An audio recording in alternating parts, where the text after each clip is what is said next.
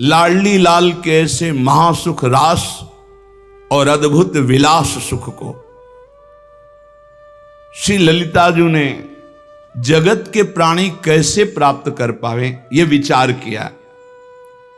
रास मध्य ललिताज प्रार्थना जो की नहीं, हाथ जोड़ा और कहा, हे प्रिया प्रीतम, हे श्यामा श्याम, आपकी ये नवनिवृत्त निकुंज की एकांतिक विलास लीला और रास लीला, रहस्य रहस्य मोहन पिय के संगरी लड़ेती अति रस लटकत, ये रस अवतार लीला में भी नहीं। जहां खंडन अधर करत परिरंभन चत जघन दुकूल उर नखपात तिरिछी चितवन दंपति रस समतूल, ये आगम निगम पुराणों में भी नहीं। ये वृंदावन नौ निकुंज निज महल में प्यारे जू के अद्भुत सुख को जगत के प्राणी कैसे प्राप्त कर पावे, ये सखियां आचार्य हैं। रास मध्य ललितादिक प्रार्थना जो की नहीं। हे प्रिया प्रीतम, भूमंडल के जीव, जगत के जीव इस महान अद्भुत विलास और रास रस को कैसे प्राप्त कर पाए, क्योंकि द्वापर में भगवान श्री कृष्ण जी का जो प्रादुर्भाव हुआ उसमें अधरों में बंसी विराजमान करके जो आकर्षण किया वो कृष्ण आकर्षण, उसमें प्रभु के प्रति कांता भाव और रास सुख। लेकिन युगल सरकार के सुख का रसास्वादन निज किंकरी भाव से, ये बहुत आगे का विषय है। तिन गोपिन ते दुर्लभ माई, नित्य विहार सहज सुखदाई। इसके लिए ललिताजू को विचार हुआ कि भूतल के प्राणी इस नित्य विहार रस भजन को कैसे प्राप्त कर पाए। प्यारीजू से प्रार्थना की, प्यारेजू की तरफ प्रश्नवाचक दृष्टि से बात की, दृष्टि से कि हमारे सुख संपादन में सर्वश्रेष्ठ रस रसिक चूड़ामणि, ये ललिताजू ऐसा चाह करती हैं कि भूतल के प्राणी सर्वोपरि भजन महामाधुर्य रस वृंदावन नित्य विहार रस, इसको कैसे प्राप्त करें। तो लालजू ने अपने कर कमल में विराजमान वंशी जी को प्रदान किया। प्यारीजू ने वो वंशी ललिताजू को दी और ललिताजू से कहा कि हमारे अद्भुत सुख का रहस्य जानने वाली ये बंसी सखी जो हित सजनी के स्वरूप में आपके समीप रहती हैं, बंसी के स्वरूप में लालजू के कर कमल में रहती है और हित स्वरूप से हम दोनों के हृदय में रहती हैं। हित स्वरूप सो बिवि हिये, बिविकर वंशी माही, सखी स्वरूप सखीन सो यो हित निकट रहाए। हित का अवतार होगा, क्योंकि तत्सुख भाव के बिना नवनिवृत्त निकुंज के रस का परिचय ही नहीं मिल सकता। भगवत रसिक रसिक की बातें रसिक बिना को समझ सके ना। साधारण भागवतिक प्रेम के लिए तो भक्ति सूत्र में देवर्षि नारद जी ने कह दिया, वेदान्नपि सन्नस्तिसा केवलम अविच्छिन्न अनुरागम लभते। प्रेम वेदातीत है, जो वेद का संपूर्ण रूप से त्याग कर देता है वो अखंड प्रेम को प्राप्त होता है। जहां वेद त्याग के लिए स्वयं भगवान कह रहे हैं, त्रिगुण विषया वेदा निस्त्रिगुण भवा अर्जुन, तो वेद भी इस प्रेम रस को नहीं जानता।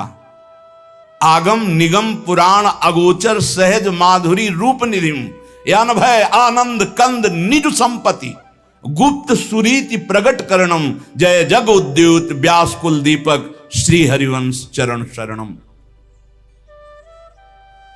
वृंदावन अधीश्वर श्री श्यामा श्याम जी का ये जो एकांतिक प्रेम रस है, इसमें यन नारदाजे सुकैरगम्यम वृंदावने वंजुल मंजु कुंजे तत्कृष्ण चेतो हरणैक विज्ञ मत्रास्त किंचित परमम रहस्यम। भगवत स्वरूप ये अवतारी महापुरुषों ने श्रीमन नारायण नाम में रूप में मगन देवर्षि नारद जी भक्ति के आचार्य हैं। भक्ति की चरम सीमा प्रेम का वर्णन किया। शनकादि ब्रह्मबोध संपन्न महापुरुष हर समय हरिशरणम मंत्रोच्चारण करते हुए भगवत लीला कथा में डूबे रहते हैं। भगवान शंकर अमृतमय कथा का गान करते हुए उमा जी सहित मगन रहते हैं। कभी कभी भगवान का जब अवतार होता है तो उनकी नित्य लीलाओं में भी प्रवेश करके सुख का रसास्वादन करते हैं, लीला सुख का, रास सुख का। पर नवनिवृत्त निकुंज में यन नारदाजेश नारद अज ईश माने भगवान शिव, अज माने ब्रह्मा, नारद जी, शुक और शनकादि, इस रूप में इन महापुरुषों का भी प्रवेश नहीं। यन नारदाजे सुकैर अगम्यम वृंदावने वंजुल मंजु कुंजे तत्कृष्ण चेतो हरणैक विज्ञ मत्रास्त किंचित परमम रहस्यम। ये परम रहस्य कैसे जगत के प्राणियों को मिले और भक्ति के रसों का, दास्य भाव का, सख्य भाव का, वात्सल्य भाव का, यहां तक कि कांता भाव रस का भगवान ने आचार्य रूप में अवतार लेकर के वितरण किया, पान कराया। पर प्रियालाल के इस एकांतिक विलास और रास रस का रसास्वादन जो नवनिवृत्त निकुंज में होता है, जहां आगमों की, निगमों की, पुराणों की भी गति नहीं है, ये सब भगवत स्वरूप हैं। ब्रह्मा जी के दरबार में ये वेद, उपवेद और ये शास्त्र सब मूर्तिमान होकर विराजमान है। जैसे हम तुम देहधारी, ऐसे दिव्य रूप धारण करके ब्रह्मा जी की सभा में विराजमान है। यहां तत्सुख भाव से युगल की परम आसक्ति संधनी शक्ति स्वरूपा सहचरियां जब किसी के ऊपर कृपा करती हैं तब उसका भाव परिवर्तन हो जाता है, स्त्री पुरुष भाव मिट जाता है और उनके द्वारा दिए हुए नाम मंत्र और सेवा उपदेश से वो तत्सुख भाव धारण करता है। मोक्ष सुख तक स्वसुख है, ये स्पष्ट दिखाई देता है। लेकिन तत्सुख भावना में डूबी हुई सखियों ने गोपीजनों में भी देखा स्वसुख आकांक्षा। ये बड़ा सूक्ष्म विषय है। जैसे कोई ककाहरा ना आता हो तो पीचडी के विषय को क्या समझेगा। अभी साधारण निष्काम भक्ति तो आई नहीं कि कामनाओं पर विजय प्राप्त कर ले, काम क्रोध लोभ मोह मद मत्सर विजयी हो। काम क्रोध मद मान न मोहा, लोभ न क्षोभ राग नहीं द्रोहा, जिनके कपट दंभ नहीं माया, ऐसी विशुद्ध भक्ति। फिर इस भक्ति का भी जहां प्रवेश नहीं है, इस भक्ति का भी प्रवेश नहीं, न देवैर न ब्रह्मादैर न खलु हरि भक्तैर न सुहृदा। ये अद्भुत वृंदावन नवनिवृत्त निकुंज है। ये वृंदावन की जो अद्भुत एकांतिक रस प्रीति है, ललिता जी को विचार हुआ ये कैसे जगत के प्राणी प्राप्त कर पावे। ललिता जी ने जब प्रार्थना की तो प्यारी जी ने इशारे से कहा कि इसके लिए आपको भी जाना होगा। रास रस और विलास रस तुम दोनों मिलकर इसका विस्तार भूतल के प्राणियों के हृदय में करोगी। रासेश्वर श्री प्रिया प्रीतम की हृदय की बात जानने वाली ये सखियां हैं जो आचार्य रूप से अवतरित हुई। ललिता जू के अवतार श्री स्वामी हरिदास जू महाराज और हित सजनी जू के वंशी जू के अवतार श्री हरिवंश महाप्रभु।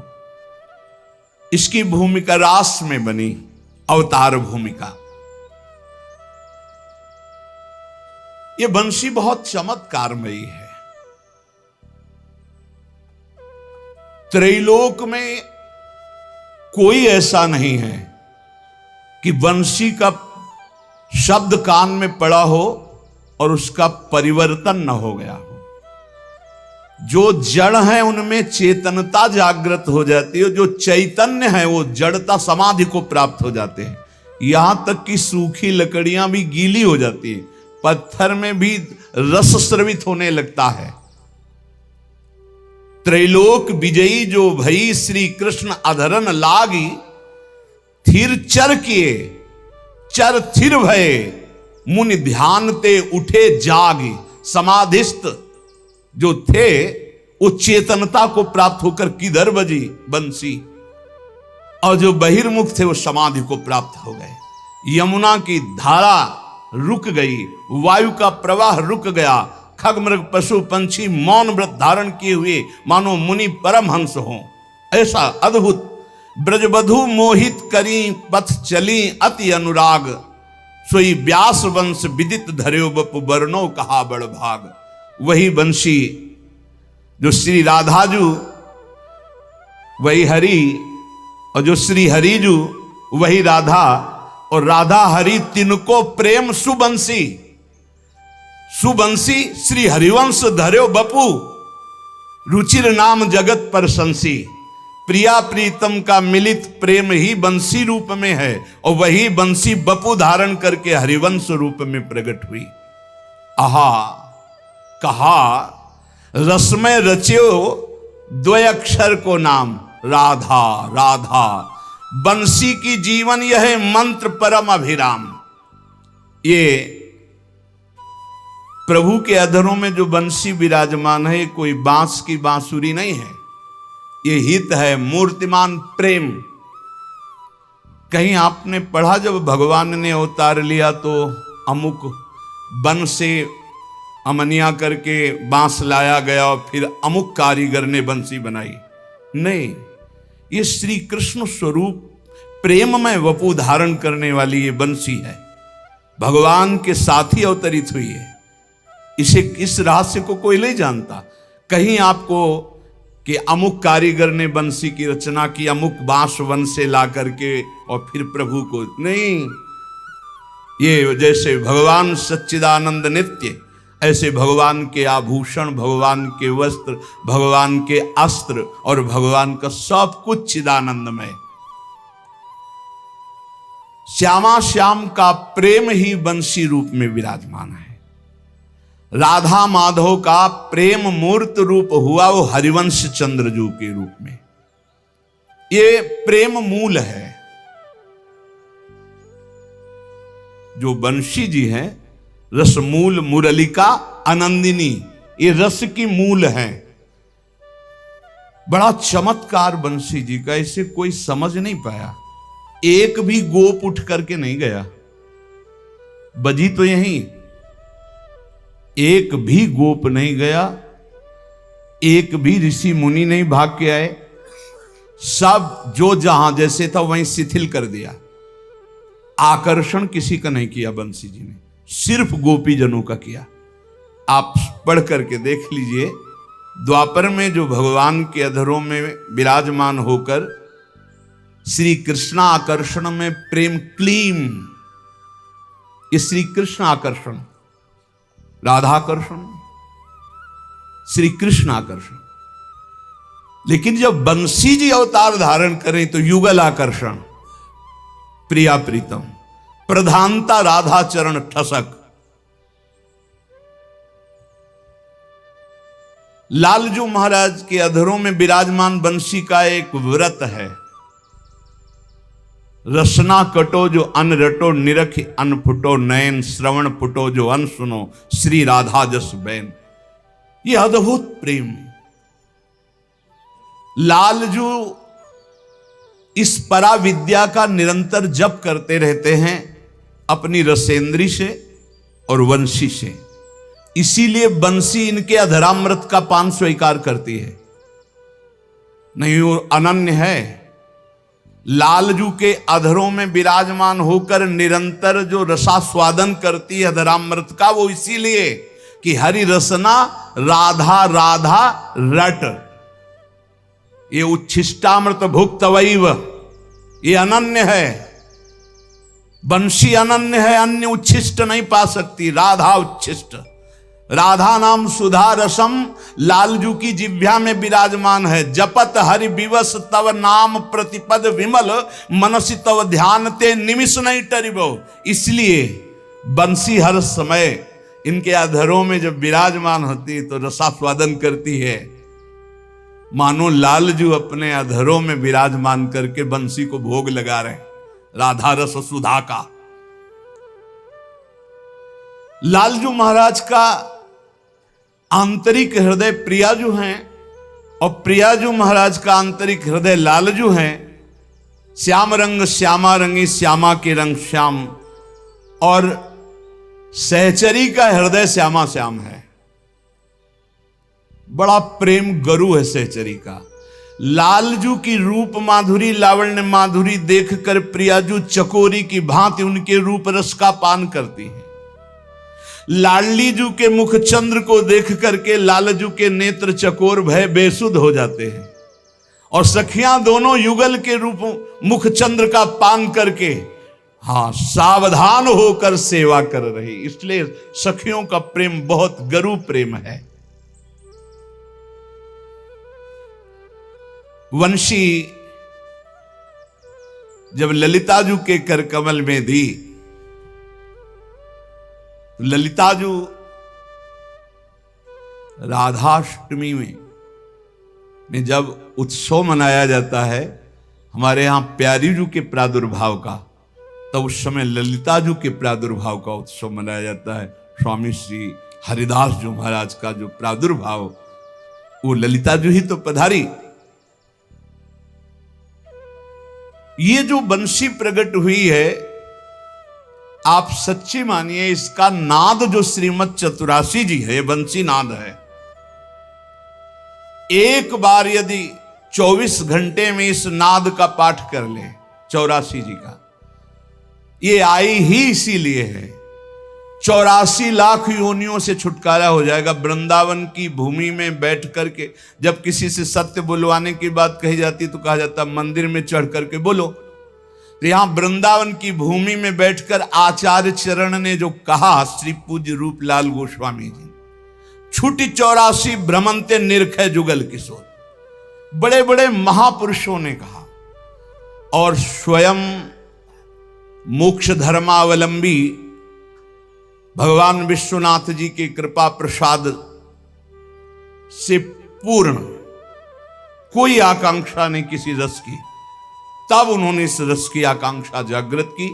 और इस रस का रसास्वादन जब चतुरासी जी को मिला, तो उसके बाद हम कह सकते हैं कि हम जहां समझते थे निष्काम थे, वहां वो निष्कामता नहीं थी जो श्री जी के चरणों में आने के बाद पता चला कि हम सकाम ही थे।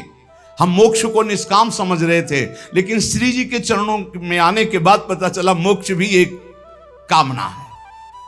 जिस रस के बाद मोक्ष की भी कामना नष्ट हो जाती है, वो अद्भुत रस श्रीमद चतुरासी जी में। एक बार रोज चतुरासी जी का गायन करे तो 84 लाख योनियों में नहीं। वहां तो सिर्फ गोपीजनों का आकर्षण बंसी जी ने किया। श्री लालजू के अधरों में विराजमान बंसी जी का चमत्कार त्रिभुवन में तो प्रसिद्ध है, पर काम बना सिर्फ गोपीजनों का। एक भी कोई सखा, एक भी कोई ग्वाल बाल, एक भी कोई देवता या कोई ऋषि मुनि पधारा हो तो हमें बताना। पता नहीं महाराज महादेव जी के हृदय में ऐसा आकर्षण बंसी जी ने किया कि गोपी बन के आ गए। और तो हमें प्रसंग नहीं मिला कि महाराष्ट्र में किसी का और का प्रवेश हुआ हो। आई ब्रजनार सुनत बंसी रो गृहपति बंधु विसारे, दर्शन मदन गोपाल मनोहर मनसिज ताप निवारे।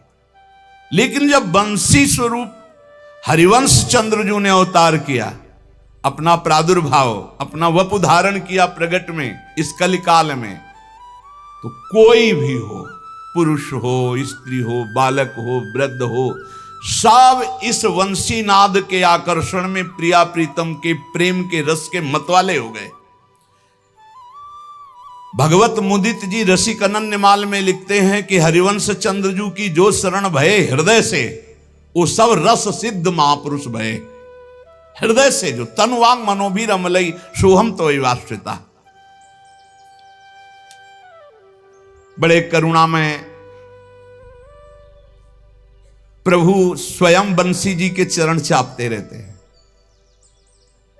अधरों की सैया पर विराजमान करके ये चरण चापना है। बंसी जी के चरण चापते रहते हैं। अधर रूपी सिंहासन पे विराजमान करके कर कमल से बंसी जी के चरण चापते रहते हैं। और कर्ण कुंडल हिलते ना, मानो बंसी जी की आरती कर रहे, चमकते हुए कर्ण कुंडल, मानो बंसी जी की आरती कर रहे हैं और अपने अधर सुधारस का हर समय भोग लगाते रहते हैं बंसी जी का। ऐसे प्रभु की महासामर्थ्यमयी बंसी जी इस कलिकाल में प्रकट हुए। जिस समय महाप्रभु हरिवंश चंद्र जी प्रकट हुए उस समय बड़े बड़े महापुरुष प्रकट हुए अन्य अन्य प्रांतों में। एक ही परम तत्व है ये। सेवक जी महाराज जो भगवान श्री कृष्णचंद्र जी गीता जी में कहते यदा ही धर्मस्य ग्लानिर्भवत भारत अभ्युत्थानम धर्मस्य तदात्मानं सृजाम्यहं परित्राणाय साधूनां विनाशाय च दुष्कृतां धर्म संस्थापनार्थाय संभवामि युगे युगे। तो सेवक जी कहते हैं जब जब हो ये धर्म की हानि तब तब तनु धरी प्रगटत आनी जानी और दूजो नहीं, दूसरा नहीं, वही प्रभु विविधाचार्यों के रूप में अवतरित होते हैं। हरिवंश महाप्रभु का प्रादुर्भाव विक्रम की 16वीं शताब्दी के मध्य भाग में हुआ। लगभग आधी शताब्दी तक इस धराधाम पर विराजमान रहकर रसिकों को युगल प्रेम रस का पान कराने वाले महाप्रभु। जिस समय महाप्रभु हरिवंश चंद्रजू का प्रादुर्भाव हुआ उस समय भारतवर्ष में चारों ओर आतंक छाया हुआ था। दिल्ली के सिंहासन पर लोधी वंश का अधिकार था। म्लेच्छ की बहुतायत हो गई थी। म्लेच्छ का तात्पर्य है जो मांस भक्षण करते हैं, मदिरा पान करते हैं, पराई स्त्रियों से व्यभिचार करते हैं, नाना प्रकार के वैदिक सिद्धांतों के विरुद्ध आचरण करते हैं। हमारे यहां उनको म्लेच्छ कहते हैं। म्लेच्छ भाव की बहुत बड़ी वृद्धि हो चुकी थी। भारतीय सनातन धर्म का संहार करना ही उनका स्वभाव था। तलवार के बल से नष्ट भ्रष्ट करना और उनको रौंद करके अपने म्लेच्छ धर्म में, ऐसा उस समय बर्ताव हो रहा था। बड़े बड़े भगवत मंदिरों को तलवार की धार उतार दिया, काट दिया जाता, तोड़ दिए जाते थे। तीर्थ स्थानों में रहने वाले संतों को, भक्तों को पीड़ा पहुंचाई जाती, मार दिए जाते, तीर्थ स्थानों को भ्रष्ट कर दिया जाता। अनेक प्रकार के धर्मात्माओं को पीड़ा दी जाती थी। एक तरह से ऐसा अवसर कलयुग में आया था। अभी कह रहे हैं अभी जो समय चल रहा है बहुत मंगल में चल रहा है, ऐसा ना पीछे था ना आगे होगा। धर्म का समूलोच्छेदन, बस किसी तरह सनातन धर्म का, पर सनातन शब्द की परिभाषा ये लोग जानते ही नहीं। सनातन का कभी नाश करने में काल भी सामर्थ्यशाली नहीं है। ये तो काल के अंतर्गत ही जीव है। इनकी क्या सामर्थ्य कि सनातन धर्म कोई एक मेड़ नहीं है कि आप उसे मिटा दोगे तो सनातन मिट जाएगा। सनातन मिट जाएगा तो अनंत ब्रह्मांड मिट जाएंगे। सनातन ब्रह्म का नाम है, भगवान का नाम है। ये वायु सनातन है, अग्नि सनातन है, जल सनातन, ये भूमि सनातन। सनातन को मिटा दे ऐसा कोई पैदा ही नहीं हुआ। सनातन, हाँ, सनातन को छीण कर जरूर करने की कोशिश की गई। हमारी वैदिक सिद्धांत, धार्मिक संस्कृति बड़ी ही अव्यवस्था उस समय। आज हम कह रहे हैं कि हम चीख चीख के भगवत यश गान कर रहे हैं तो हमें कोई पीट नहीं रहा। पीछे ऐसे था और आगे ऐसे होगा। भगवत यश गाओगे तो गोली मार दी जाएगी। समय देखना, पीछे ऐसा था। आपने नहीं सुना जब 10 गुरुओं की चर्चा हुई तो नहीं सुना कैसे गुरुओं के साथ बर्ताव किया। जब महापुरुषों की चर्चा, अभी कल परसों प्रेमदास जी की चर्चा, टुकड़े टुकड़े कर दिए गए उनके शरीर के इसी धाम में। चारों ओर विकराल आतंक छाया हुआ था। सब डर गए थे भक्ति के विषय में। कोई भगवान की भक्ति करने के लिए उत्साह प्रकट बाहर चौड़े पे नहीं कर सकता था। तब भगवान ने विचार किया और आचार्य रूप में एक साथ बहुत रूपों में अवतरित हुए। उस समय भरमार लग गई वैष्णव महापुरुषों की, एक से एक सामर्थ्यशाली जो तप बल, भगवत बल, नाम वाणी में डूबे हुए, जिनके प्रभाव से ही माया का प्रपंच नष्ट हो जाए और भक्ति का प्रभाव जग जाए। भारतीय संस्कृति को मानो प्राण निकल रहे थे, फिर संजीवनी मूरी मिल गई, ऐसा समय आया। सेवक जी महाराज सेवक वाणी में वर्णन करते हैं, जिस समय महाप्रभु का प्रादुर्भाव हुआ, कलयुग कठिन वेद विधि रही, धर्म कहूं नहीं दीखत सही, कही भली को ना करे, उद्वस विश्व भयो सब देश, धर्म रहित मेदिनी नरेश, म्लेच्छ सकल पहुमी बढ़े, सब जन करही आधुनिक धर्म, वेद विहित जाने नहीं कर्म, तुम मर्म भक्ति को क्यों लहें, बूढ़त भव आवे न उसास, जस बरनो हरिवंश विलास, श्री हरिवंश ही गाई हो, जय जय श्री हरिवंश ही गाई हो। कलयुग का ऐसा प्रभाव बढ़ा उस समय, वेद प्रतिपादित धर्म का पालन करना कठिन हो गया। जहां सुना जाता कि वो सनातन वैदिक सिद्धांत से चलता, काट के फेंक दिया जाता, चौराहे पे खड़े करके आला से चीर दिए गए, रुई में लपेट करके से भूंज दिए गए। क्या क्या आतंक महापुरुषों के साथ उस समय हो रहा था, जो वैदिक सिद्धांत से धर्म का पालन करते। सेवक जी महाराज कह रहे, धर्म कहूं नहीं दिखत सही, कहीं नहीं दिखाई दे रहा था कोई सही ढंग से वैदिक सिद्धांत शास्त्र मर्यादा के अनुसार धर्म का पालन करे, कहीं देखने में नहीं आ रहा था धर्माचरण। कोई मानने के लिए तैयार भी नहीं था, क्योंकि ऐसे तलवार का भय था। मृत्यु जिस नगर में प्रवेश करते लाख लाख लोग गर्दन कटवा लेते, लेकिन धर्म विरुद्ध आचरण नहीं स्वीकार करते। ऐसे ढेर के ढेर लाशों के लग जाते थे। ऐसा म्लेच्छों ने आतंक मचाया था उस समय। संसार में सब कुमार्गगामी, उत्पथगामी हो गए। उद्वस विश्व भयो सब देश, धर्म रहित मेदिनी नरेश, बस जनेन्द्रीय रसेंद्री के स्वादों में मगन। अरे भाई, कौन मरना चाहेगा? तो सब कुमार्गगामी हो रहे थे। राजा कहलाने वाले भयभीत होकर सम्राट पद पर जो बैठे हुए थे उनके अनुकूल चलते थे, इसलिए वो भी धर्म भ्रष्ट प्राय हो रहे थे।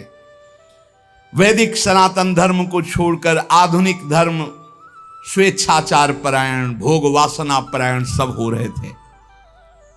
अज्ञानी लोग कैसे भक्ति का मर्म समझे? जब तक शास्त्र सम्मत आचरण नहीं होंगे तो भक्ति समझना कोई खिलवाड़ है क्या? अतएव भक्ति का कोई मर्म नहीं जान रहे थे। ज्ञान भक्ति वैराग्य विहीन जीवन, बस भोग आकर्षण। जो धर्म से चले श्वास लेने की भी गुंजाइश नहीं थी। आज तो बहुत बढ़िया अवसर है, हम नाच गा रहे हैं, हमें कोई पीट नहीं रहा, हमें कोई बंधन नहीं डाल रहा।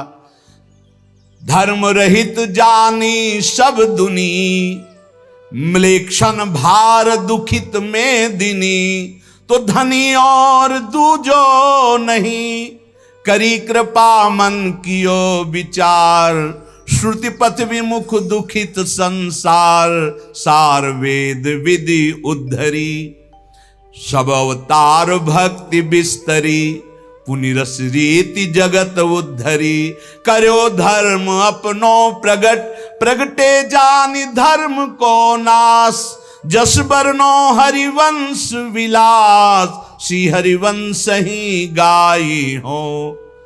सारा संसार उस समय धर्म विमुख हो रहा था। आप जगह जगह जितने भी विद्वान, जितने भी प्रवीण बुद्धि वाले, उन सबको अधीन करके राज्य कर्मचारी के रूप में रखा जा रहा था।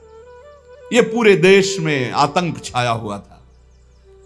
म्लेच्छों के भार से पूरा देश दुखी हो रहा था। पृथ्वी में हाहाकार मचा हुआ था। भाग गए वृंदावन से बड़े बड़े रसिक इधर उधर अपने ठाकुर लेकर के। यहां कोई भक्ति नहीं कर सकता था, काट के फेंक दिए जाते, ऐसा अवसर था। जब जानी और दूजो नहीं, वही परम तत्व, उसी को भगवान कहते हैं, उसी को परमात्मा कहते हैं, उसी को ब्रह्म कहते हैं। प्रेमी जन उसी को प्रेम कहते हैं, उसी को लाडली लाल कहते हैं। वही वही अवतार लेते। कोई दो तत्व तो नहीं है इस जगत में कि आचार्य रूप में कोई और आता है, प्रभु रूप में कोई और आता है। श्री हरिवंश चंद्रजू महाराज स्वयं प्रभु ही है। महाप्रभु चैतन्य देव स्वयं युगल सरकार का मिलित रूप, भगवान निम्बारकाचार्य, वल्लभाचार्य, बड़े बड़े जितने महापुरुष, ये स्वयं भगवान पधारे, कोई और नहीं है, जाने और दूजो नहीं। महाप्रभु हरिवंश चंद्रजू जिस समय प्रकट हुए उस समय बहुत अत्याचार छाया हुआ था, जगह जगह पर आतंक था, पर ऐसा नहीं कि उस समय कोई धर्मात्मा था ही नहीं। जो नाम जप करते हैं, मंत्र जप करते हैं, प्रभु की आराधना करते हैं, तो प्राणों की परवाह नहीं करते। लाखों में तुम कितनों को मारोगे, कोई ना कोई तो बचा ही रहेगा। विनाश तो कोई नहीं कर पाया। भगवान परशुराम जी ने संकल्प लिया था कि पृथ्वी को क्षत्रियों से विहीन कर दूंगा जो राक्षसी स्वभाव के हैं। 21 बार फरसे से काट काट, तो क्या क्षत्रिय विहीन हो गई क्या पृथ्वी? ये भगवान की सृष्टि है। ऐसा ही तो ऐसा नहीं था कि उस समय कोई बड़े महापुरुष नहीं थे, उस समय कोई धर्मात्मा नहीं थे, पर था बड़ा आतंक म्लेच्छों का। वो धन्य है कुल जिनमें महाभागवत जन प्रकट होते हैं। कुलम पवित्रम जननी कृतार्था वसुंधरा भाग्यवती च तेन स्वर्ग स्थितास्ते पितरोपि धन्या येषाम कुले वैष्णवा नाम धेयम। वही कुल धन्य है, परम पवित्र है, जगत पूज्य कहा जाता है, जिस कुल में भगवत स्वरूप किसी महापुरुष का प्रादुर्भाव होता है। सेवक जी महाराज कहते, नाम प्रसंग कहत उपदेश, जाया धर्म धन्य सो देश, धन्य सो कुल जय जन्म भयो, धन्य सो तात धन्य सो माय, तन तत् सकल सुनो चित लाय, श्री हरिवंश प्रताप जस, सो कुल धन्य उमा सुन जगत पूज्य सुपनीत। महाप्रभु हरिवंश चंद्रजू जिस कुल में प्रकट हुए, परम पावन पवित्र वैदिक मार्ग अनुयायी और युगल सरकार की भक्ति संपन्न था। इस कुल में श्री राधा मोहन जी की सेवा कुल परंपरागत चलती थी। हिताचार्य चरण के पूर्वज उत्तर प्रदेश के सहारनपुर जिले में स्थित देवबंद, जिसे देववन कहते हैं, इस नगर में रहते थे महाप्रभु के पूर्वज जन। वे कश्यप गोत्री यजुर्वेदी माध्यन्दिनी शाखानुयायी गौड़ ब्राह्मण थे। इस कुल में एक से एक बढ़कर शास्त्रों के प्रकांड विद्वान, पूर्ण रूपेण वैदिक सिद्धांतानुसार आचरण करने वाले। पहले था ब्राह्मणों का व्यसन होता था वैदिक सिद्धांतों से चलना और वैदिक सूत्रों को हृदय में धारण करना, यही उनके पास धन था। वाणी से प्रखर और बौद्धिक स्तर ब्रह्म तेज से संपन्न, अस्थिमात्र हुए रहे शरीरा, जिधर जाते तो बड़े बड़े राजा धीराज उठकर उनके चरणों में प्रणाम करते। उनका एक ही व्यसन था, समस्त शास्त्रों को कंठस्थ करके उसके अनुसार चलना, वैदिक सिद्धांतों के अनुसार। और क्षत्रियों का था धर्म से बुद्धि को पवित्र करते हुए भुजाओं के बल से सबकी रक्षा करना। तो बड़े ही श्री राधा मोहन जी के उपासक और वैदिक सिद्धांत के अनुसार चलने वाले महाप्रभु के वंश में थे। पहले इस वंश में भट्ट संज्ञा से पुकारा जाता था। विजय भट्ट के सुवन कुलाजित सुत विद्याधर भाए, तिनते जालप मिश्र प्रगट भय राधा वल्लभ से। भाव भावना में मन दीनो और सकल तजिहे, मिश्र प्रभाकर तिनते प्रगटे मिश्र उबार उबारे। जीवद मिश्र सुवन हिम करजू व्यास मिश्र सुत धारे। चारंते ये बड़े कहावे चारंते ये छोटे, नौ भाई नौ नंद रूप हैं सकल गुणन करी मोटे। श्री विजय भट्ट, भट्ट शब्द ये विद्वता का प्रतीक है। अद्भुत, जिनको कोई परास्त न कर सके, हर शास्त्रों का ज्ञान। विद्या के बल भट्ट सुनाम, भक्ति विस्तरी तिनके धाम। तो विजय भट्ट जी के कुलाजित भट्ट हुए, उनके श्री विद्याधर भट्ट हुए। विद्याधर भट्ट जी वेद पुराण महाभारत इन सब को कंठस्थ किए हुए महापुरुष थे, इसीलिए इनके आगे मिश्र लगने लगा। वेद पुराण कहें इतिहास, तो मिश्र नाम जग भयो प्रकाश। वैसे भट्ट लगता था पूर्व में, पर श्री विद्याधर जी के आगे भट्ट लगा। पर वेद पुराण इतिहास इन सब के मर्मज्ञ तो उनसे श्री जालप मिश्र जी हुए। युगल सरकार के बड़े ही उपासक थे राधा मोहन जी के। वहां के तत्कालीन राजा इनके शिष्यत्व को स्वीकार करके राजगुरु पदवी पर विराजमान किए हुए थे। उनके पुत्र हुए उदयकर मिश्र, उनसे जीवद मिश्र, फिर उनसे हिमकर मिश्र। महापुरुषों की वंशावली सुनने से संपूर्ण अविद्या नष्ट हो जाती है। हिमकर मिश्र परम बड़ भागी, प्रभु पद भजन रहे लो लागी। मुरलीधर करी भक्ति रिझाए, तिन प्रसाद ते नव सुत पाए। हिमकर मिश्र सदैव प्रिया प्रीतम के भजन में लगे रहते। इनकी भक्ति से रीझ करके मानो नव योगेश्वर प्रकट हुए हों या नवनंद प्रकट हुए हों। इनके 9 पुत्र हुए, केशवदास, रघुनाथ, गंगाधर, देवदास, गोपाल, उदयराम, पद्माकर, कल्याण जी और ये व्यास मिश्र जी। ये जो हरिवंश महाप्रभु के पिता होने का सौभाग्य प्राप्त किया, ये व्यास मिश्र जी। ये सभी महाभागवत शास्त्रों के परम मर्मज्ञ और वैदिक सिद्धांत के रहस्य के ज्ञाता, ब्रह्म तेज संपन्न। इनमें जो सबसे बड़े केशवदास थे, वो बचपन से ही अवधूत स्थिति में थे। जब युवावस्था आई तो घर त्याग कर निकल गए और सन्यास ले लिया। सन्यास का नाम पड़ा इनका श्री नृसिंहाश्रम स्वामी जी। ये बड़े ही उच्च कोटि के महापुरुष और बड़ी सिद्धियां इनमें थी।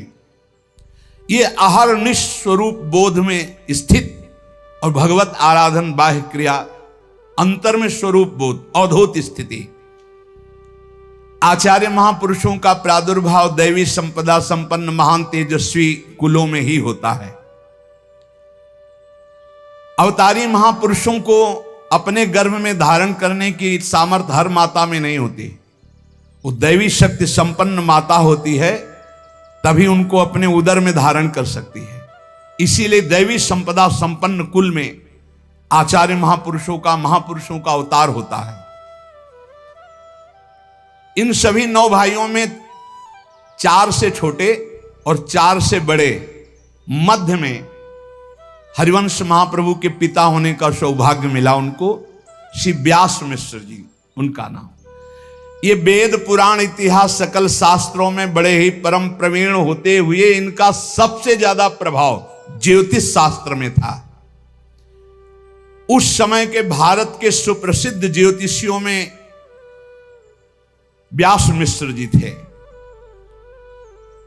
आपकी इतनी बड़ी ज्योतिष सिद्ध थी कि सामने व्यक्ति आया और उसका पूरा जीवन बता देंगे। एक क्षण में कोई नक्षत्र, कोई समय जन्म का या कोई तिथि बताने की जरूरत, सामने व्यक्ति आया पूरा लिखकर उसका।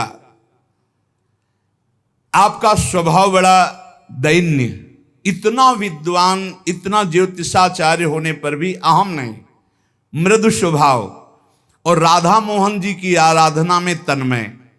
युगल सरकार के प्रति पूर्ण समर्पण था श्री व्यास मिश्र जी का। इनके घर में कुल परंपरागत श्री राधा मोहन जी विराजमान हैं। महाप्रभु प्रकट होकर के जो आरती में पद गाते हैं, बनी श्री राधा मोहन जी की जोरी, इंद्रनील मणि श्याम मनोहर, 7 कुंभ तन गोरी। तो घर में ही राधा मोहन जी विराजमान थे। सौभाग्य से अपने युगल सरकार का भी नाम हितजू ने राधा मोहन जी रखा है।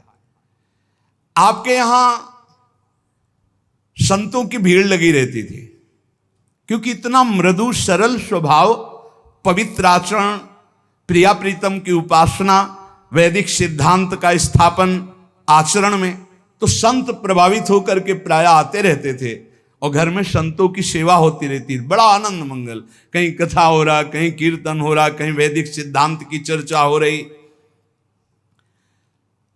व्यास मिश्र जी सदैव संतों से सुशोभित होते रहते थे, बड़े बड़े संत महात्मा इनके घर। ये तो पक्का है, जहां भगवान का भक्त या भगवान का कोई अवतारी पुरुष आएगा, उसके घर में संतों की जरूर कृपा रही है। अगर संत जन कृपा ना करे तो फिर महापुरुषों का आगमन उस घर में नहीं हो सकता।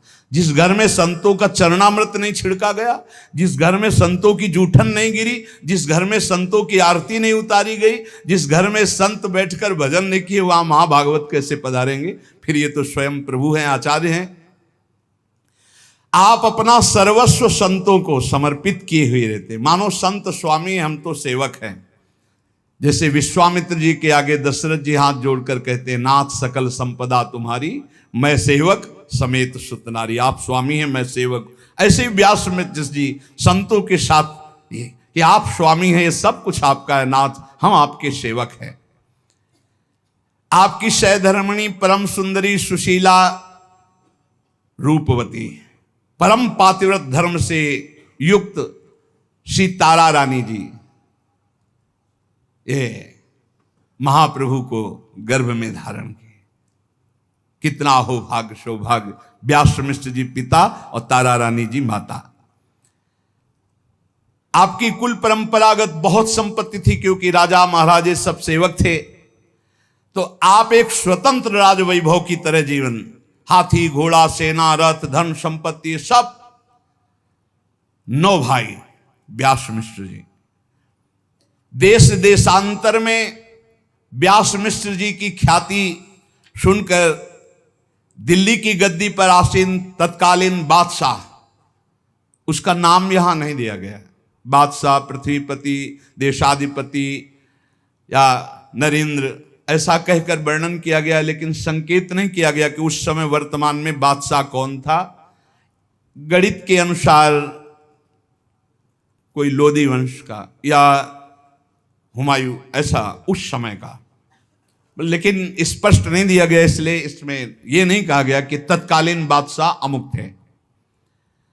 जब व्यास मिश्र जी का यश सुना तो बुलाया, हमारे दरबार में उपस्थित हो।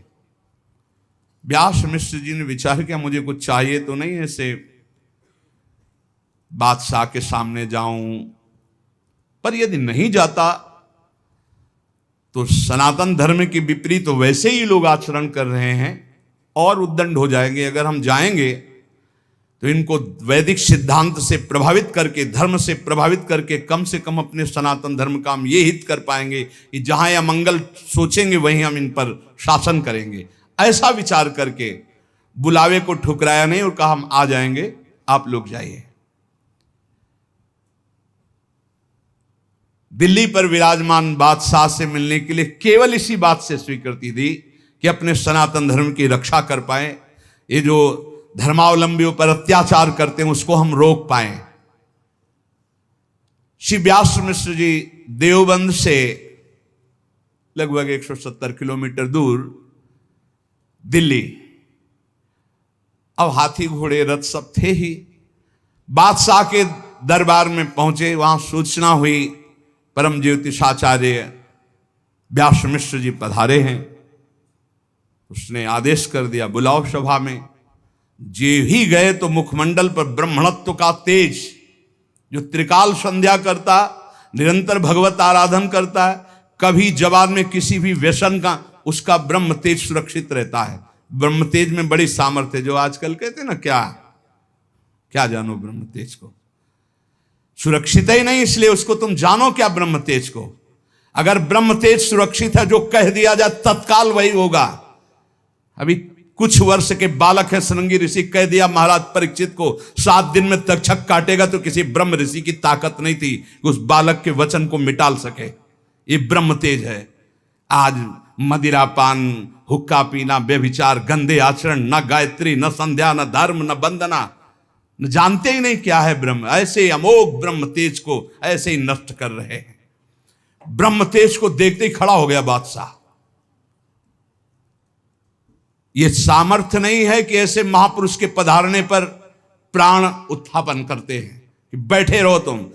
जैसे हनुमान जी के पधारते ही बिना कहे रावण की सभा में सब खड़े हो गए, यद्यपि बंधन में है, सब खड़े। रावण कह रहा क्यों खड़े हो रहे? किसी की हिम्मत नहीं कि बैठ सके।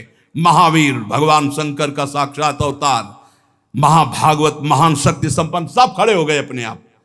ऐसे ही व्यास मिश्र को देखकर बादशाह और उनके सामंत सब खड़े हो गए। व्यास मिश्र जी ने समीप जाकर 4 नारियल अर्पित किए और राजा में भगवान का वास ऐसी भावना से नमस्कार किया। मुखमंडल पर अद्भुत ब्रह्म तेज को देखकर बादशाह हतप्रभ हो गया और मधुर वचन बोला, आओ आओ, आपका स्वागत है, स्वागत है। 4 नारियल क्यों भेंट किए? आप एक ही दे देते, आपका आना ही हमारे लिए शुभ रहा। व्यास मिश्र जी ने कहा, राजन, हमारे सनातन धर्म में 4 प्रधान फल हैं जो पुरुषार्थ चतुष्टय कहे जाते हैं, धर्म, अर्थ, काम, मोक्ष। ये 4 नारियल इसलिए प्रदान किए कि आप धर्म, अर्थ, काम, मोक्ष चारों को प्राप्त करने के अधिकारी बने। बड़ा प्रसन्न हुआ। ब्रह्म तेज से संपन्न ऐसे वचन सुनकर के व्यास मिश्र जी के वो हृदय से आह्लादित हो गया, मानो कोई निधि मिल गई हो। बादशाह ने और भी जो वैदिक पुराण सिद्धांत के पहले से विद्वान जन थे, सबसे मिलाया, परीक्षाएं ली, हर परीक्षा में उत्तीर्ण, ज्योतिष तो अमोघ। उसने कहा, हम अपने राजगुरु पद पर आपको विराजमान करते हैं। और उस समय 4000 महीने की स्वर्ण मुद्राएं निश्चित की, जरूरत नहीं थी, कुल परंपरागत इतना वैभव था, पर राजगुरु पद पर इसलिए अभिषिक्त हुए कि इसको हम शासन में लेकर अपने धर्म की रक्षा कर पाएंगे। व्यास मिश्र जी से कहा, आप आज के बाद हमारे साथ सदैव साथ रहेंगे। व्यास मिश्र जी ने कहा कि नहीं, ऐसा नहीं हो सकता। हमारे घर में सेवा विराजमान है ठाकुर राधा मोहन की, 8 पहर हम अष्टयाम सेवा करते हैं। हाँ, जब आपका आदेश होगा मैं उपस्थित हो जाऊंगा, पर बराबर आपके साथ नहीं रह सकता। व्यास मिश्र जी ने जब ऐसी बात कही तो बादशाह ने स्वीकार कर ली। धर्मोपदेश, हितोपदेश करके वहां से आप अपने घर चले आए और अपनी ठाकुर सेवा में रहे। एक दिन जब व्यास मिश्र जी अपने ठाकुर श्री राधा मोहन जी की सेवा में तन्मय थे तो तारा रानी जी नजदीक आकर ठाकुर जी के दर्शन करके व्यास मिश्र जी के चरणों के समीप बैठ गईं और चरण पकड़ करके मानो अश्रु विमोचन करते हुए कुछ कहना चाहती। व्यास मिश्र जी ने कहा, ऐसा शोक रूप तुम्हारा तो हमने कभी नहीं देखा। हर परिस्थिति में तुम आनंदित रहती हो, तुम्हारा शोकित होकर ये रुदन करना बिल्कुल ठीक नहीं, क्या हो गया?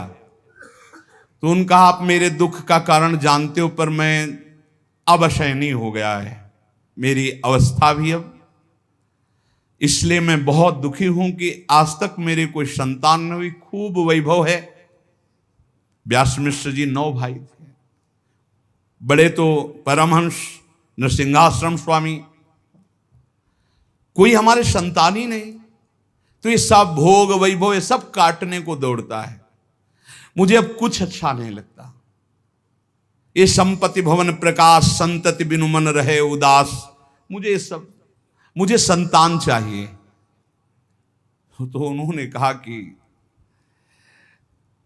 मुझे ज्योतिष का ज्ञान है, ये तुम जानती हो। मैंने अपनी और तुम्हारी भाग्य रेखा देखी। भाग्य रेखा के बल से तो संतान सुख है ही नहीं, अर्थात संतान होगी ही नहीं। आपको पता है, मैंने इस अपने प्रारब्ध को मिटाने के लिए बड़े बड़े व्रत किए, दान पुण्य किए, पुत्रेष्टि यज्ञ की, पर मंगल में भगवान की इच्छा नहीं है, इसलिए मेरा प्रारब्ध नहीं मिट रहा, मेरे भाग्य में नहीं लिखा पुत्र होना। अब जो मेरे प्रभु की इच्छा उसी में मुझे राजी होना चाहिए, आपको रोना नहीं चाहिए। व्यास मिश्र जी ने तारा रानी से ऐसा कहा। और पुराणों की कथाएं विविध प्रकार की व्यास मिश्र सुनाकर तारा रानी को संतुष्ट कर रहे। तारा रानी ने कहा, देखो आप अभी समझा कर भेज दोगे, लेकिन मुझे भोजन नहीं पाना और अब मुझे कुछ अच्छा नहीं लगता। अब मैं एकांत में बैठ के रोऊंगी ही यदि मेरे संतान नहीं हुई। मेरे अंदर बहुत पीड़ा है कि मुझे अब संतान चाहिए। अवस्था भी धीरे धीरे परिवर्तित हो रही है, संतान हुई नहीं, और आप मुझे पौराणिक सिद्धांत सुनाकर समझाना चाहते हैं। मैं जा तो रही हूं आपके पास से, लेकिन मुझे संतान चाहिए। आप सर्व समर्थ हैं, इसलिए आपसे प्रार्थना करती हूं। चली गई तो प्रभु के सामने बैठे बैठे वो चिंतन में डूब गए। अचानक राधा मोहन जी की कृपा से याद आई नरसिंहाश्रम स्वामी जी की, कि मेरे भाई बड़े अवधूत हैं और बड़ी सिद्धियों को प्राप्त की। बचपन से भगवत आराधना में अगर वो चाहें तो प्रारब्ध मेट सकते हैं, क्योंकि भगवान अपने प्रण को विसार कर भी भक्त का प्रण पूरा करते हैं। तो यदि वो चाह लें कि संतान हो जाएगी तो पक्का हो जाएगी।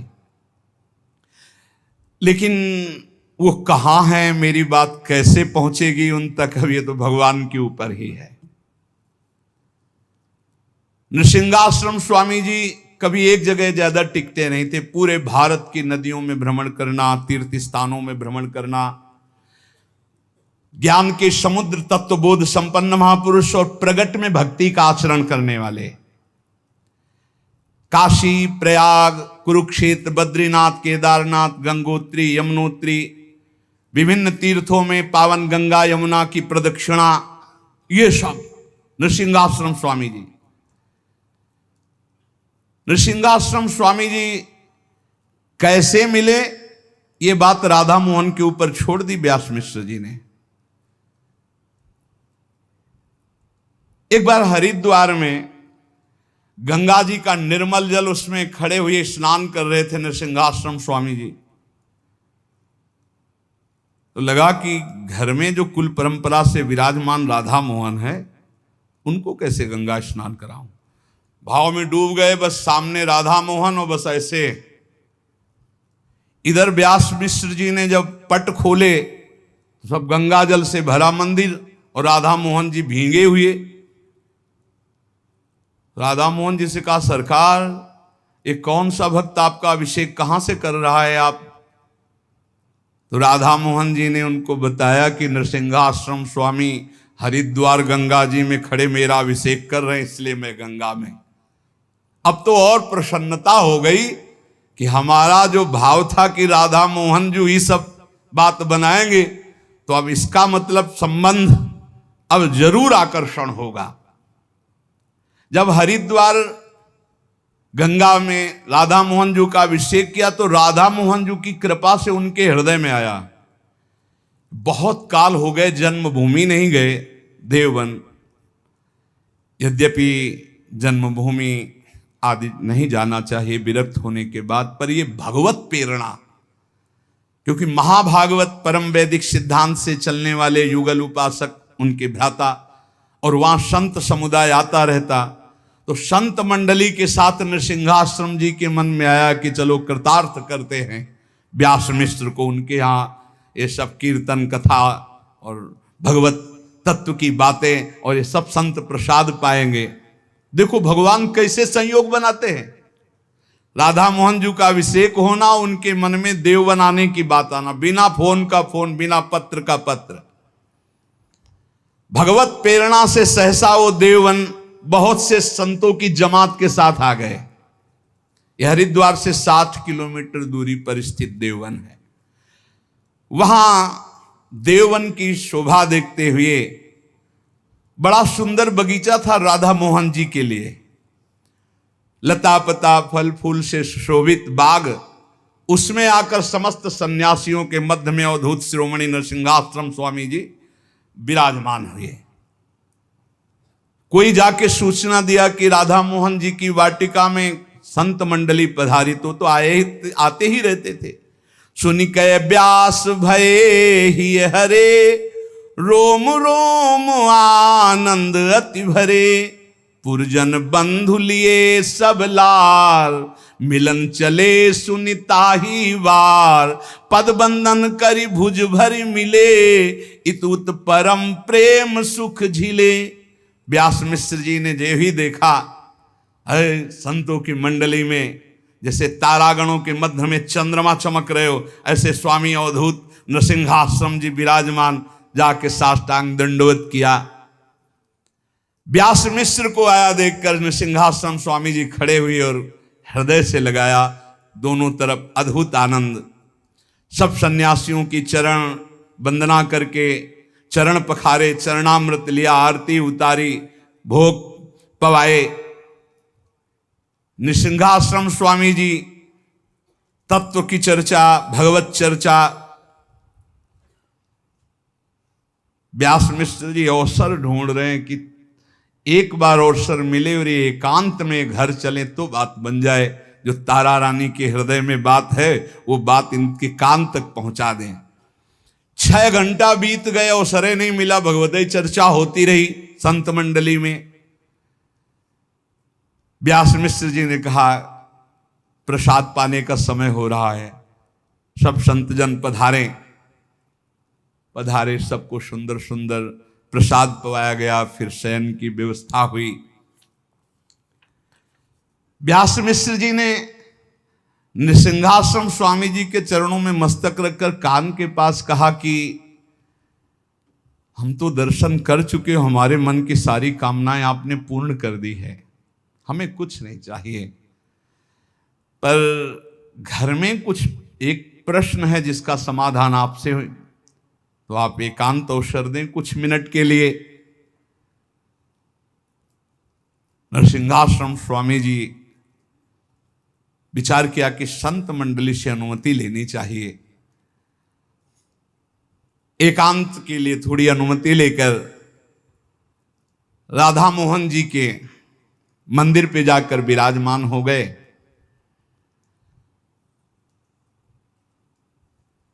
व्यास मिश्र जी ने कहा भगवान, आप जैसे महापुरुषों का अपनापन हमारे हृदय में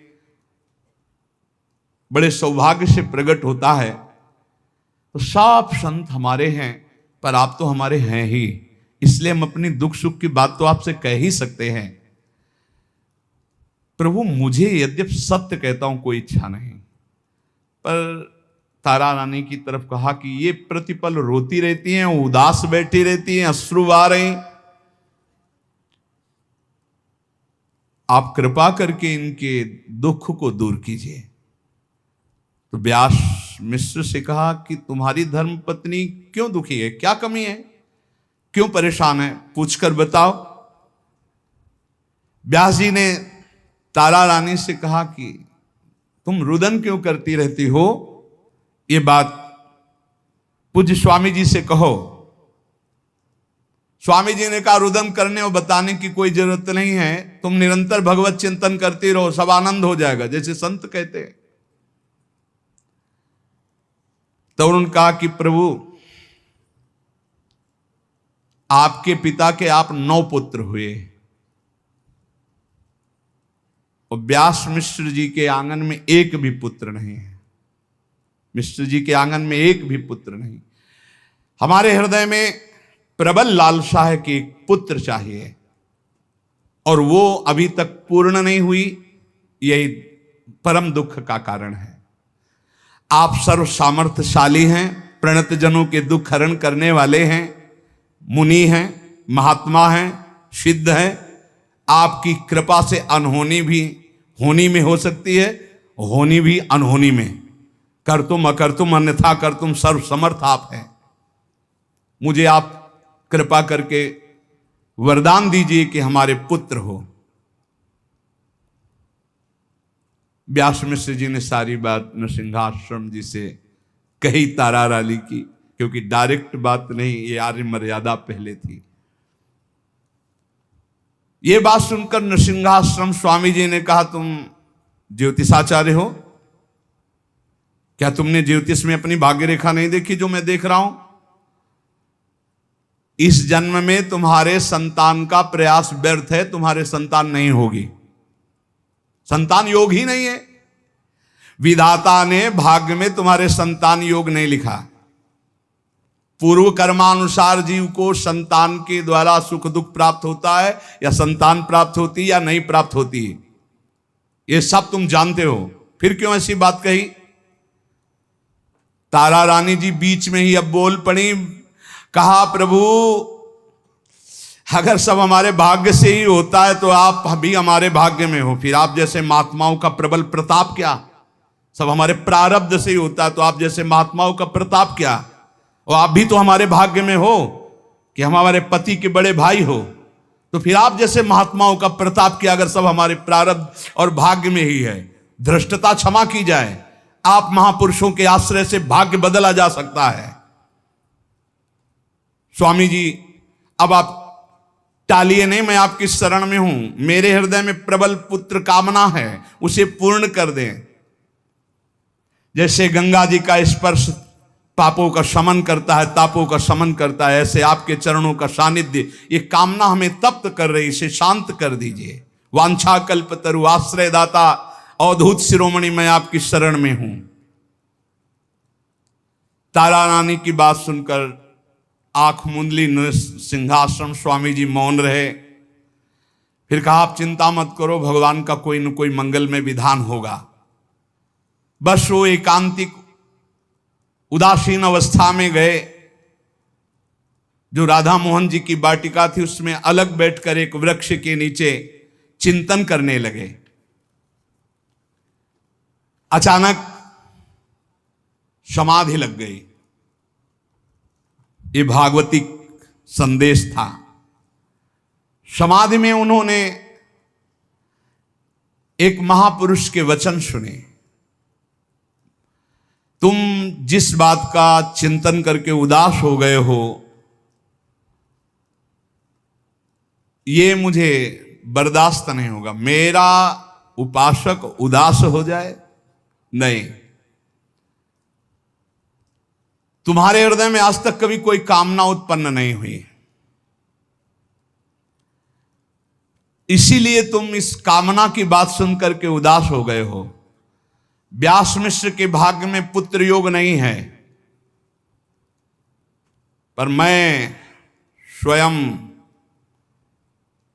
अवतार ले रहा हूं। मैं स्वयं अवतार ले रहा हूं। मैं कौन है? श्री कृष्ण। मैं स्वयं हूं। वही बंशी है, वही सजनी है, वही प्रेम है, वही संदिनी शक्ति है, वही सब एक तत्व। तत्व दो नहीं, रसोया परमानंद एक द्विधा सदा। तुम्हारा मनोरथ पूर्ण होगा। मेरे रास विलास का विस्तार करने के लिए मेरा प्रेम ही अवतार ले रहा है। मैं ही प्रेम हूं, प्रेम ही मेरा स्वरूप है, प्रेम ही बंसी, बंसी सजनी है। इसलिए मेरा जो प्रिया प्रीतम का नवनिवृत्त निकुंज का प्रेम है, हित है, वही मेरे रास और विलास का विस्तार करने के लिए, नित्य विहार रस को प्रकट करने के लिए प्रकट हो रहा है।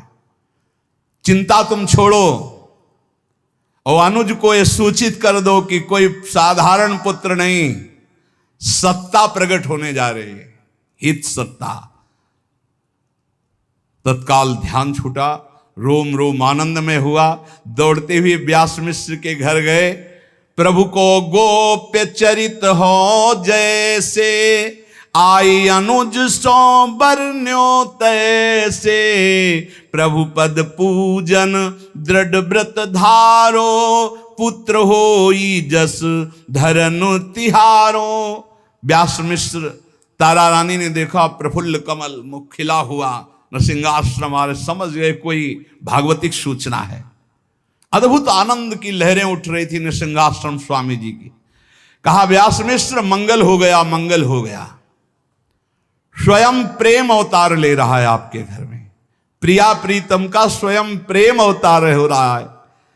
मिश्र दंपति तो नाच पड़े, पुत्र नहीं, स्वयं प्रेम पुत्र के रूप में पधार रहा है।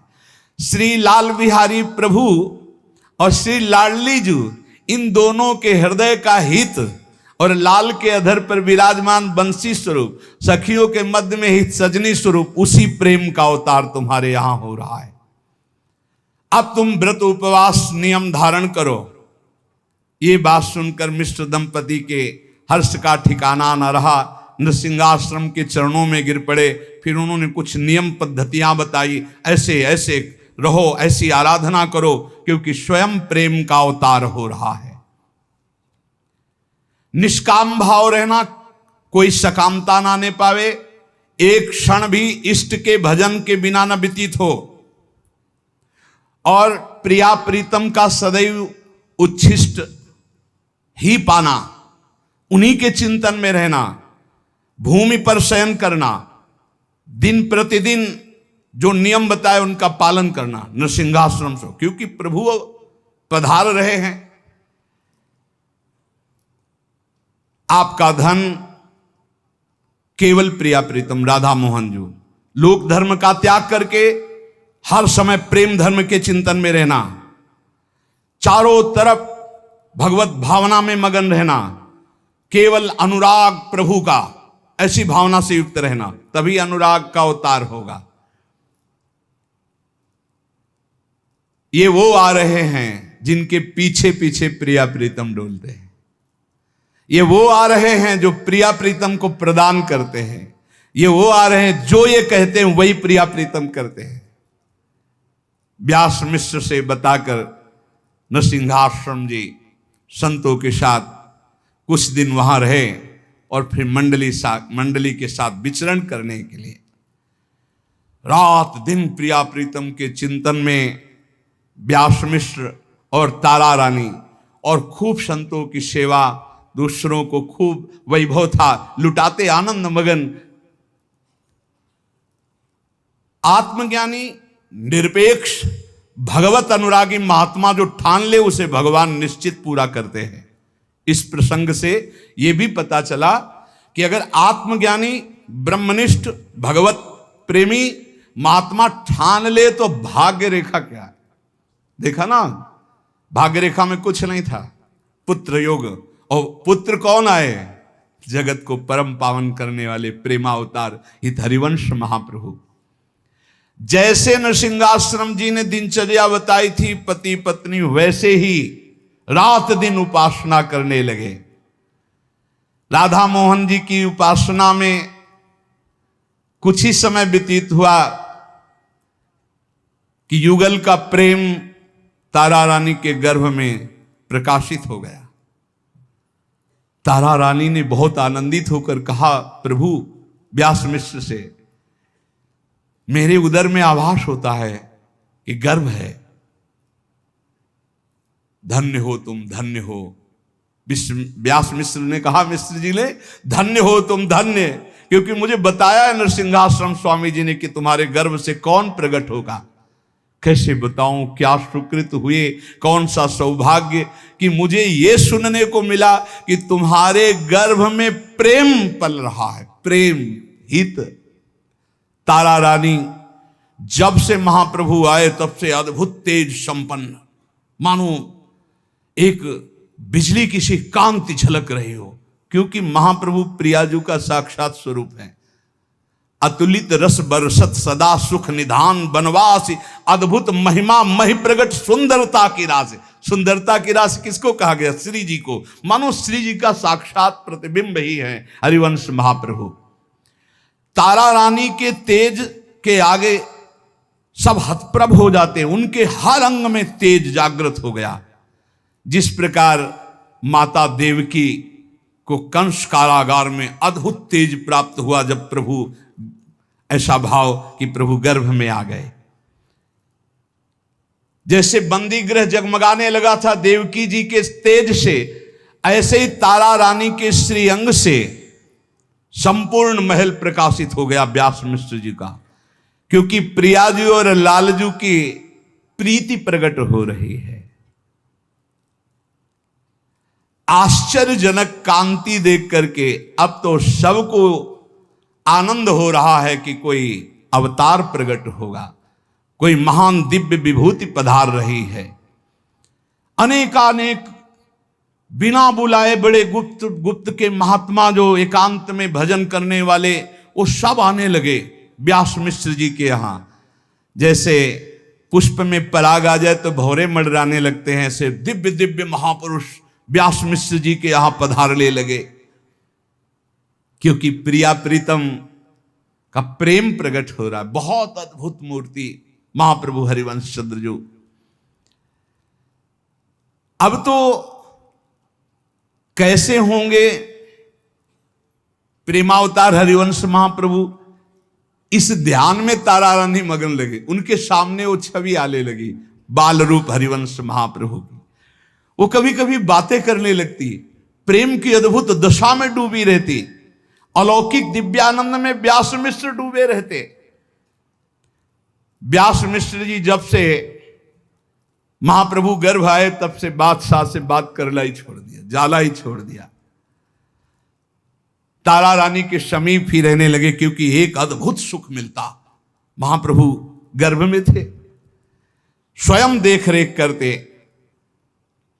एक क्षण भी तारा रानी को अकेला छोड़ना उनको रुचिकर नहीं था।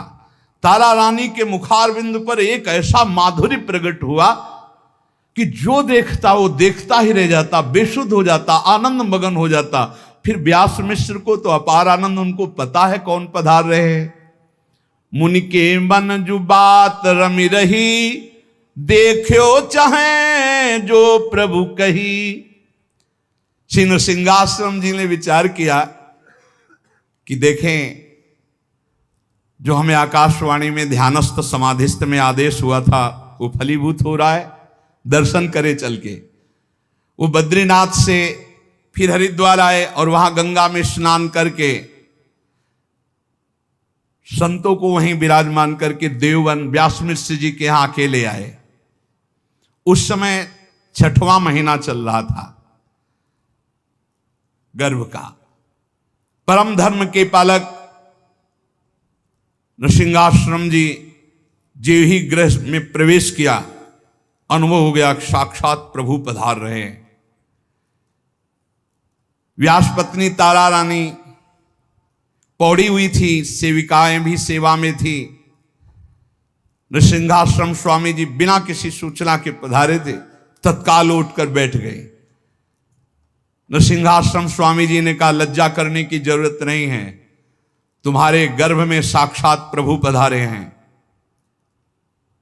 मैं उन्हीं प्रभु की परिक्रमा करने आया हूं, तुम बैठी रहो। और तारा रानी की परिक्रमा की और साष्टांग प्रणाम किया तारा रानी को नृसिंहाश्रम स्वामी जी ने। और बहुत प्रसन्न होकर अशुभ प्रवाह करते हुए कहा, मैं यहां रुकूंगा नहीं, मैं केवल देखने आया था जो समाधि में मुझे आदेश हुआ तो फलीभूत हुआ कि नहीं। हो इस शुभ सगुन भवन पुनि पुर में, व्यास विचार मुदित होई उर में। बस प्रणाम किया, परिक्रमा करके तुरंत निकल गए नृसिंहाश्रम स्वामी जी। व्यास मिश्र जी जो ही भवन में पधारे, तब बाद में पता चला कि नृसिंहाश्रम स्वामी जी आए थे, 4 परिक्रमा की, दंडवत करके चले गए। बहुत मुदित हुए। अत्यंत मंगलमय धीरे धीरे समय आ रहा है। तारा रानी का जो गर्भ है वो प्रतिपल बढ़ रहा है। व्यास मिश्र बहुत आनंदित हैं, ऐसे ऐसे अनुष्ठान कराते हैं, पूरे नगर को भोजन पवाते हैं। प्रतिदिन कोई न कोई बहाना लेकर पूरे नगर को दान पुण्य, खवाना पिलाना, सब आनंद मंगल हो रहा है। बादशाह को लगा कि क्या है, व्यास मिश्र बातचीत करना, दरबार आना सब छोड़ दिया। दरबार में क्यों नहीं आते? राजकीय कर्मचारियों को, सैनिकों को भेजा। उन्होंने आके प्रणाम किया और कहा, बादशाह आपको याद कर रहे हैं, आपकी दरबार में उपस्थिति अनिवार्य है। व्यास मिश्र जी ने कहा, स्वयं ही आकर के मैं कारण बताऊंगा क्यों नहीं आ पाया, आप लोग पधारें। मैं स्वयं ही कुछ दिन अपने आप समय निकाल कर आ जाऊंगा और सारी परिस्थिति बताऊंगा, आप जाइए। बादशाह ने सैनिक भेजे थे, सैनिक वापस गए। उन्होंने कहा, कुछ ऐसा रहस्यमय कारण हो जो आपसे ही बताएंगे। वो आदर करता था, लेकिन बादशाह तो बादशाह होता है। फिर सैनिकों से कि आप उनसे प्रार्थना कर दो, शीघ्रातिशीघ्र कारण बताया जाए। सैनिकों को पुनः वापस किया और आप गए और कहा कि हमारे भगवान की कृपा से पुत्र रत्न की प्राप्ति का संयोग बना है। हमारी पत्नी गर्भ से हैं, इसलिए मैं आपकी सेवा में नहीं आया बुलाने पर भी, और ना रह सकता हूं क्योंकि मुझे सेवा में वहां। तो उन्होंने कहा नहीं, मुझे आगरा जाना है और आपकी उपस्थिति हमारे साथ अनिवार्य है। मैं मानता हूं कि आपका ऐसा समय है, पर हमारी आज्ञा पर भी ध्यान दीजिए। उन्होंने कहा कि मैं कभी आपकी आज्ञा नहीं टाल सकता था, आपके साथ चलता। मैं भी कोई अनिच्छुक नहीं हूं, आपकी आज्ञा में इच्छुक ही हूं, पर हमारी धर्म पत्नी गर्भवती हैं, इस समय उनकी देख रेख के लिए मुझे रहना अनिवार्य है। उन्होंने कहा कुछ समय, लेकिन जिस समय मैं आगरे को चलूंगा आपको साथ चलना होगा। कहा ठीक है। वो दिल्ली से लौटकर घर आए, बादशाह के साथ आगरा जाने की बात तारा रानी को बताई, परिवार के जनों को बताई। एक थोड़ा सा तो दुख ये भी हो रहा है कि ऐसी परिस्थिति में बादशाह की आज्ञा उल्लंघन नहीं की जा सकती, उनके साथ जाना है। पर एक खुशी की बात आई कि रास्ते में ब्रज पड़ता है, दिल्ली से रास्ते में ब्रज पड़ता है, फिर आगरा। तो ऐसा करेंगे कि गर्भ प्रतिदिन बढ़ रहा है, ब्रज के दर्शन करेंगे। कहीं संयोग ऐसा बैठ जाए कि आगरा जाना ही ना पड़े। हाँ, ये बात तो बड़ा उत्साह छा गया, मानो भगवान ने सारा विधान बना दिया बादशाह की आज्ञा की। उसमें व्यास मिश्र जी को बहुत अच्छा लगा ये तारा रानी और निज जनों का विचार। व्यास मिश्र जी ने तत्काल सूचना पहुंचाई कि मैं आगरा जाने के लिए तैयार हूं, आप तैयार हो जाइए। पर मेरी प्रार्थना है कि रास्ते में ब्रज पड़ता है और वो हमारे इष्ट देव की लीला स्थली है, और इस समय हमारी धर्म पत्नी गर्भ से हैं। मैं चाहूंगा कि वो हमारे आराध्य देव की लीला स्थलियों का दर्शन करें। इतनी छूट आपको देनी होगी। हाँ, आप राजगुरु पद पे हैं, हम रुक जाते हैं, कई दिन आप लीला स्थलियों का दर्शन कर लीजिए। बोले इसलिए कि गर्भस्थ शिशु पर बड़ा प्रभाव पड़ता है। जिस समय मां के गर्भ में बालक होता है, जैसी जैसी वार्ता, दृश्य, भोजन, व्यवहार, वो सर्व गर्भस्थ शिशु पर प्रभाव पड़ता है। पृथ्वीपति बादशाह ने स्वीकार कर लिया। अब तो आगरे की तैयारी बादशाह ने की और ब्रजभूमि की आंतरिक तैयारी तारा रानी, व्यास मिश्र जी, पूरा परिकर। कैसा प्रभु का विधान होता है, देखो कैसा प्रभु का विधान होता है। सोच भी नहीं सकते थे इधर की बात, पर महाप्रभु को तो अवतार लेना अपनी लीला भूमि में। व्यास मिश्र जी अपने नित्य निजी परिकर के साथ बादशाह का पूरा सब परिकर, भारी व्यवस्था, वहां से चले। व्यास मिश्र जी यमुना नदी के बाएं तट पर पूर्वी दिशा की ओर स्थित आगरा के लिए निकले। समस्त विद्याओं में निपुण बादशाह इनको इसलिए अपने साथ रखता था कि ज्योतिष अनुकूल रहे, कोई ग्रह प्रतिकूल ना हो जाए कि हानि हो जाए। ब्रजधाम की दर्शन की प्रबल इच्छा की राधा मोहन जी ने सारी बात बना दी। गर्भस्थ शिशु पर बड़ा मंगलमय, और पता था कि गर्भस्थ शिशु कौन है। नरसिंहाश्रम जी की चर्चा में पूर्ण उनको बोध हो चुका था। अब जे भी आगरा के लिए निकले तो कहा पहले ब्रजमंडल। शर्त पास, उनकी आज्ञा को कौन टाल सकता था। व्यास मिश्र जी की पूरी तैयारी बदल गई। आगरा बाद में पहले ब्रजमंडल। ब्रजमंडल की दर्शन की प्रबल प्रेम उमंग, बैलगाड़ी, सेना, छकड़ा, रथ, हाथी, घोड़े, बंधु बांधव, सैनिक, सब ब्रजमंडल की तरफ मोड़ दिए। मथुरापुरी देवन से लगभग 280 किलोमीटर दूर। अब सब सवारियां, सब साधन हैं। तारा रानी गर्भवती थी, उनके लिए बहुत सुंदर कि कहीं धक्का न लगे, किसी तरह का कोई कष्ट ना हो, और साथ में प्रतिपल प्रिया प्रीतम की लीलाओं का गायन, नाम कीर्तन साथ होता चले। पूरे रास्ते में धूम मच रही थी। राधा मोहन जी का भोग लगता, आरती होती, नाम कीर्तन होता, पद गायन होता।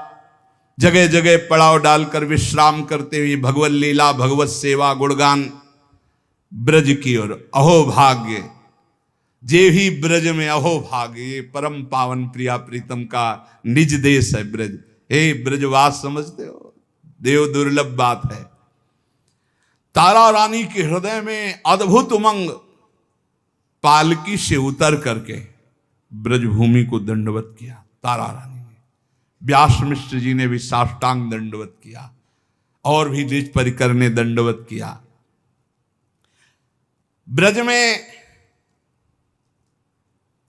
ऐसा सुख बरसता, यदि हृदय निर्मल हो तो पकड़ आवे, मलिन हृदय है तो वही संसार दिखाई देता है। ये प्रभु का नित्य धाम है 84 कोस भूमि। यहां तो भांति भांति के भगवदानंद की वर्षा होती रही। भांति भांति का मतलब दास्य सुख, सख्य, वात्सल्य, कांता, एक से एक अद्भुत भाव। व्यास मिश्र जी ने ब्रजभूमि की वंदना की, साष्टांग प्रणाम किया। हे प्रीतम, ये आपकी लीला भूमि है, और हमें अब समझ में आ रहा है कि आप अपने अवतार के लिए अपनी लीला भूमि ही चयन किए हो, इसीलिए आगरे जाने के बहाने से आप मुझे यहां लाए हो। बड़ी महिमा है इस ब्रजभूमि की। कई जगह दर्शन किए। ऋतुराज बसंत जो चल रहा है, छाया हुआ। मात्र हम अभी 26 वर्ष पहले की बात करें, 26 वर्ष पहले, कुछ नहीं, इधर देखो लताएं ही लताएं, कितनी लताएं, 50-50 झुंड मोर के ऐसे जगह जगह नाचते खेलते नजर आते। ऐसी लताएं, यहां जहां बैठे पूरी लताएं ही लताएं थी। इधर हरा, एकदम हरा, ये पीपल का वृक्ष बीच में, लताएं ही लताएं पूरी, एक भी नहीं, बस ट्यूबवेल थे एक दो, कुछ नहीं, यहां से लेकर के कुछ नहीं, इस साइड में कुछ नहीं था। 26 वर्ष पहले कह रहे, तो 500 वर्ष क्या होगा पहले? लता ही लता, लता पता, ऐसे बीत राग परमहंस कोई यदा कदा भजन कर रहे थे, नहीं तो बस शांत लता पता, मोर पक्षी, नील गाय, खरगोश, कबूतर, तोता, यही सब महान प्रिया प्रीतम के धाम के निज जन अब सब गुप्त होते जा रहे हैं। ब्रजवंदना, व्यास मिश्र जी ने देखा बसंत ऋतु का प्रभाव वृंदावन में छाया हुआ है। वैसे तो हर समय बसंत ही वृंदावन में रहता है, सदा बसंत रहत वृंदावन, पुलिन पवित्र सुभग यमुना तट। ऋतु बसंत, षड ऋतु में राजा जो बसंत, ताके आगम हिये हुल संत। पड़ाव पड़ा, राधा मोहन जी की सेवा हुई, सब आनंद मगन करके कीर्तन कर रहे हैं।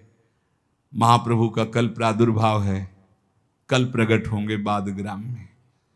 जय जय श्री हितहारी बंसी वल्लभ लाल की।